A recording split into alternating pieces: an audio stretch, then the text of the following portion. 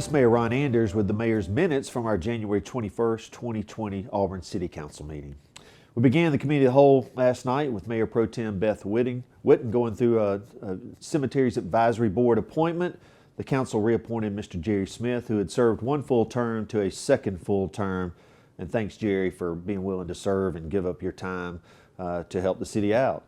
We also had an opening for the term of Randy Byers.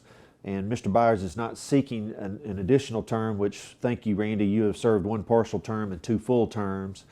But at this point in time, the City of Auburn did not have an applicant for that position, so we'll re-advertise this opening for the Cemeteries Advisory Board and hope to make this appointment at our next meeting in February. In the agenda last night, as we moved into the consent agenda, we approved a couple of taxpayer penalty waiver requests, one from Evergreen and one from Aspen Heights. These are both student housing complexes. The city has a policy of, if this is the first time that there's been a mistake made on paying your taxes, and you've got a great history with Auburn with keeping up with all your financial obligations, then we certainly want to help you out one time and extend forgiveness, and that's ultimately what the council did for both of these entities last night. We approved a tax abatement with Winkleman Flowform Technology. This is the company that Governor Ivey came to Auburn to make the announcement of their expansion back in the fall. This is a $2.2 million capital investment into their plant and hiring 12 new employees, good paying jobs. We thank the Winkleman family for reinvesting in Auburn, and we look forward to a continued bright relationship with them and their company as we move forward. The council approved March 16th through April 24th as the designate trash amnesty time for 2020. And this is an opportunity for you as you go through spring cleaning this year to put those bulky items, whether it's yard waste or maybe a piece of furniture, out by the street, and the city will not charge you for doing that. Generally, if your trash is over 5 cubic yards, you will receive an extra bill from the city. But during this time, March 16th through April 24th, you can put things out by the street and the city will come and pick those up. We approved an alcohol beverage license for a new entity be called Well Read on Opelika Road at 223 Opelika Road, and this will be a bookstore, coffee shop, and they applied for a retail table wine license, which the council was happy to give them, and we look forward to their business getting open soon on Opelika Road. As we moved into contracts and agreements, the city approved, last night the City Council approved a renewal of an enterprise license agreement with ESRI. This is a 3-year contract that supports our GIS system, so it's software maintenance and actually the software. By signing a 3-year contract, we save $17,000 a year. So I appreciate the employees, Greg Nelson and his staff, by working on this, finding the right opportunity for us to save money and to provide them the kind of support they need with our GIS system and everything that they do in information technology. We approved a new truck for the Engineering Services Department for $29,000, a budgeted item. And then in very exciting contracts and agreements, we approved 2 design contracts, one for Exit 50 and Exit 57 of $100,000, and 2 construction contracts for interchange lighting and landscaping for Exit 50 and Exit 57. These are coming from Alabama Department of Transportation. The money is actually starting in Washington and coming through ALDOT to the City of Auburn. ALDOT will pay for 80% of the cost of these, and then the city will pick up 20%. So the design services contract is $100,000 for Exit 50 and $100,000 for Exit 57. And then the construction contracts are approximately $1.1 million for each of those interchanges. So remember, ALDOT will pick up 80% of that and the city will pay for 20%. This is certainly going to make these areas brighter and more appealing to people who are pulling on and off the interstates. I want to commend Council Representative and former Police Chief Tommy Dawson for really championing these, especially at Exit 50. He has been bringing up to the council for a number of years that the lack of lighting out there made that an unsafe situation. And we've had to work hard on this, and it's taken a little bit of time, but we've finally gotten it approved, and we look forward to making improvements in both of those interstate interchanges here in the very near future. As we moved into ordinances last night, we approved a number of stop signs and a 25-mile-an-hour sign in the Mims Trail subdivision, the 9th edition and the 10th edition. In annexations, we approved some small annexations, one 3.9 acres at 5962 Alabama Highway 147 North, 2.8 acres at 2230 Estate Drive, and 3.03 acres at the eastern terminus of Whiskey Run Lane. So all of these have been in the county, and we selected last night to bring those into the city. And then also in ordinances and zoning, we approved the rezoning of the final item that I just mentioned, the 3.03 acres of Whiskey Run Lane from rural to development district housing. And then last night the council approved an amendment to a planned development district, a PDD, at 4235 South College Street. And this is the Greens apartment complex that has been out there and established for a long time now. They had a piece of property that faced South College Street that was originally planned to have commercial entities, and they asked the city could they put more apartments there. And last night, this was approved by the Planning Commission as a change to their PDD, and then last night the City Council approved this 8-1 to allow them to change their PDD from a commercial designation to a residential designation. So they will be building some 1-bedroom and 2-bedroom apartments out there, and so the council did vote 8-1 on that. And then the council finally approved a commercial development agreement with the Flying Wasp LLC, and this is the building that houses Big Mike's Steakhouse. About 3 years ago, this building had been sitting empty for four or 5 years, and some developers, owners, local people came to town and wanted to develop this building and rehab this building. They asked the city, would we consider offering an incentive for them doing that? And at that time, they were bringing a new restaurant to town that we were all very excited for. It was Stinky Seafood Restaurant.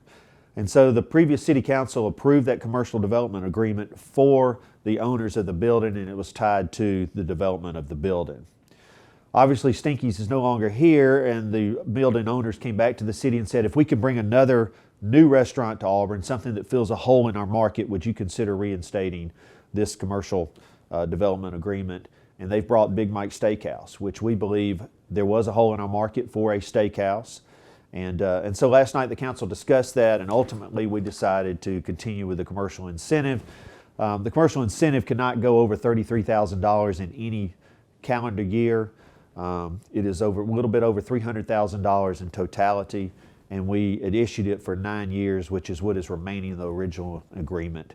And we look forward to that building in a unique, sensitive location in our city, continue to help draw people to that area. And we look forward to you going to Big Mike's Steakhouse. In resolutions last night, we approved a use of a city park for 1435 East Glen Avenue. This is the Dinius property that had been a residential use in times past, and the Dinius family had given this property to the city. And we are currently getting it ready to be a passive park. Well, there'll be a dog park, walking trails, picnic facilities, places for you to relax and enjoy yourself. But we had to, once again, the city has to follow all the same rules that we expect the citizens to follow, and so we did approve that conditional use. The council ultimately decided not to approve the conditional use for a cell phone tower at 3964 Wimberley Road. We had a number of citizens that came to us last night expressing concerns about a cell phone tower being located so near residential property and residential homes. Ultimately, the council decided not to make a motion to approve this, so ultimately this failed, and there will not be a cell phone tower built at 3964 Wimberley Road. The council postponed the vote on the expansion of an existing commercial and entertainment use at the Skybar downtown.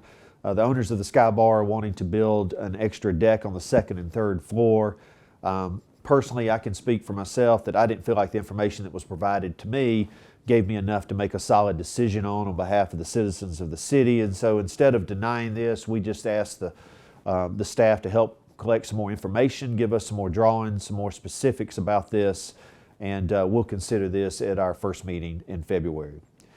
And finally, the council approved an amenity use with Dilworth Development for the Farmville Lakes. This is a piece of property that Mr. Dilworth's going to use to build a neighborhood pool and pool house, gym, and a parking lot for all the new people that'll be moving into this area. And then our final piece of business last night, the City Council concurred with the city manager that hiring 12 additional police officers for the city is the right thing to do.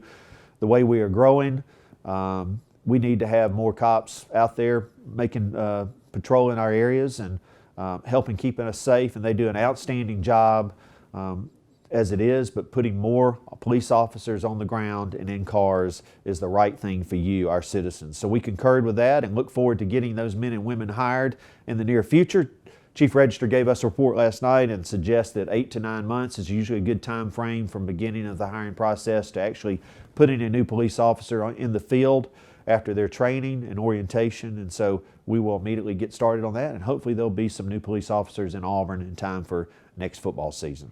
City of Auburn was proud to host Project MFG last week at our Advanced Manufacturing Center. We had 4 teams of students from different junior colleges around the state, including our local students from Southern Union, that came and worked with our 5-axis machining machines to try to solve a problem and to build things using the latest technology.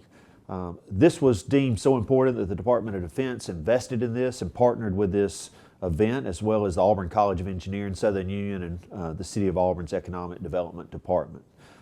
It went very well. The Department of Defense was very complimentary of the efforts of our City of Auburn and the City of Auburn and the College of Engineering and everybody that came together to put this competition on. And we look forward to hosting more competitions in the future. And I'm very thankful for our Economic Development Department led by Amy Brabham, who oversaw that competition and hosted these teams for 3 days last week.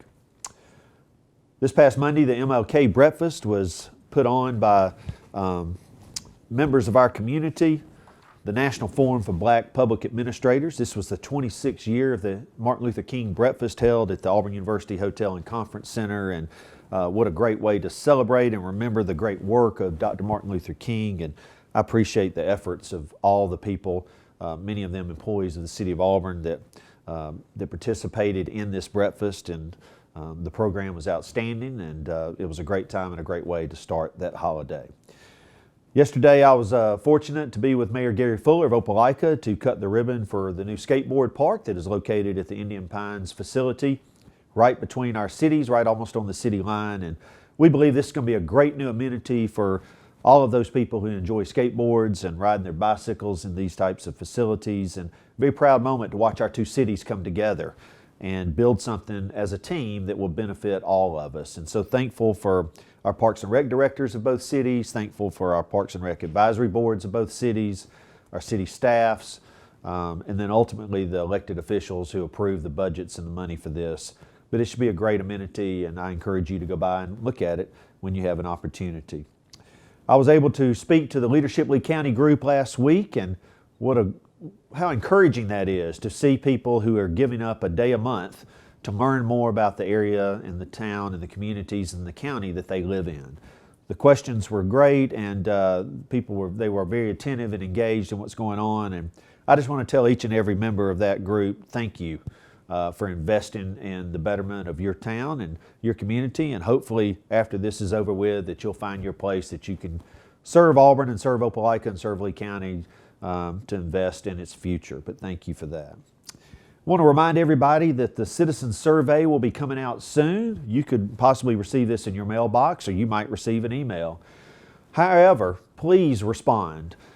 We value your opinion. We value your input. It helps us design and guide our 2-year budget, which we will be building and approving and adopting this summer. And so when you receive this, it'll take you 5 or 10 minutes, but please take the time to fill this out and send this back to the City of Auburn so we know exactly where our citizens believe that we should be focusing our expenditures for the future. This is Mayor Ron Anders with the Mayor's Minutes from our January 21st meeting. Have a great week.